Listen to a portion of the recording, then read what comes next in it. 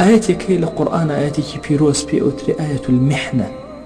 آياتي امتحان، آياتي نارحتي. أم آية بيروزي القرآن كبيوتري آية المحنة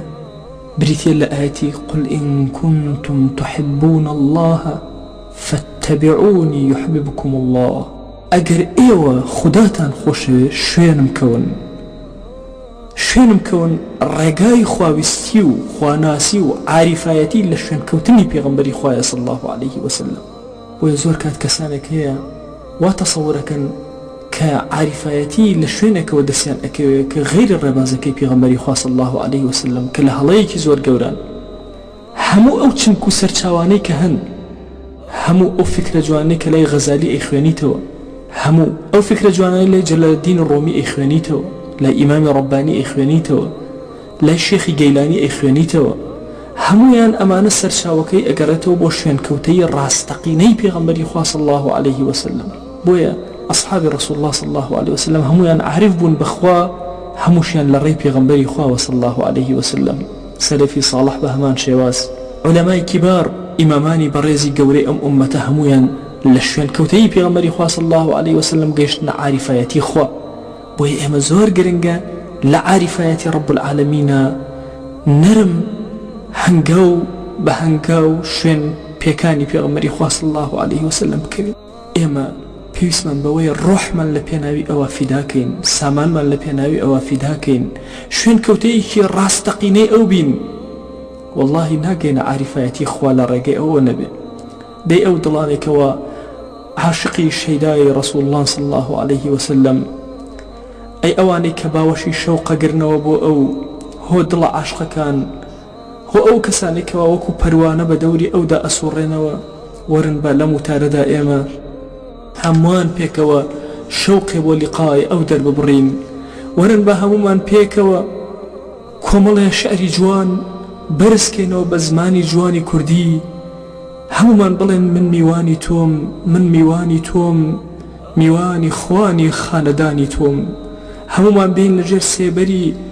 جواني أوا أقرب قرين آرام قرين كاتكوا أوصاف رسول الله صلى الله عليه وسلم هموي للشعر كردي كان رنگ أداتوا بقرباني ناليبم كاتكوا باز لقوري أم عظمتي بيغمري خوايا صلى الله عليه وسلم أكاد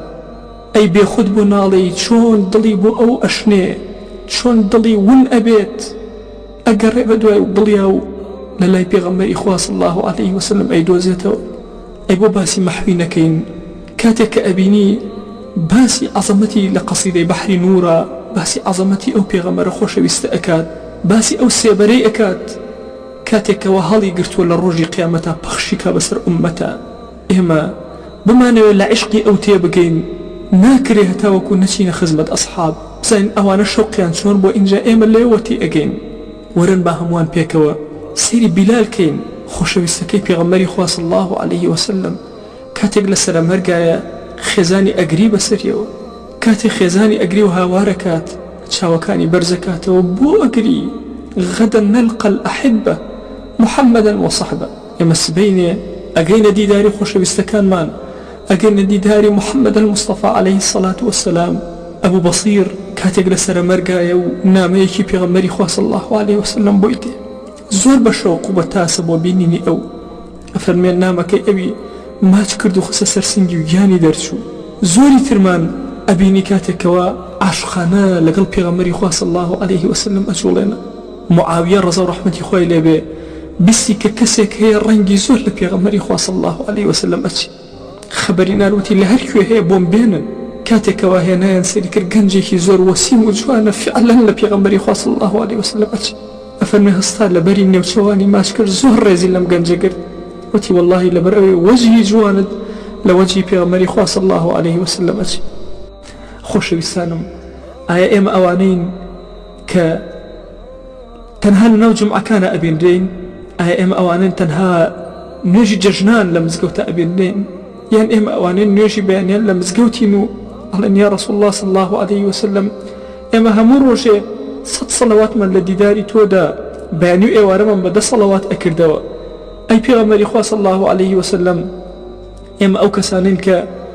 لجيانا خوما لدرو أباراست خۆمان لە غیبەت ئەپاراست دڵمان شوێنی حەرام نەئەکەوت زینامان نەئەکرد یا ڕەبی پەروەردگار ڕقمان لە موسڵمان نەئەبوو خیانەتمان نەئەکرد یا رسول الله صلى الله عليه وسلم ئێمە نوێژەکانمان نەئەچوان قەت دزیمان نەئەکرد خیانەتمان لە ماڵی گەل نەئەکرد ئێمە ئازاری دایک و باوکمان قەت نەئەدا سیلەی ڕەحممان جێبەجێ ئەکرد ئێمە زۆر ماندوو ئەبووین یا رسول الله صلى الله عليه وسلم لە خزمەتکردنی هەژارانە ئێمە زەکاتەکانمان جوان دەرئەکرد ئێمە حەقی میراتەکانمان بەسەرەوە نەئەهێشتەوە ئێمە قەت ڕیبامان نەخواردبوو جاسوسیمان بەسەر هیچ مسڵمانێکەوە نەکردبوو بێئەدەبیمان لە هیچ مزگەوتێکان نەکردبوو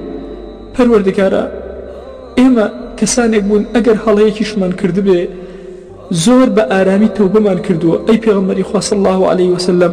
ئێمە لە تەوبەکارانین خوا شاهیدەکە لە تەوبەکارانین ئەبێ ئێمە بەم شێوازە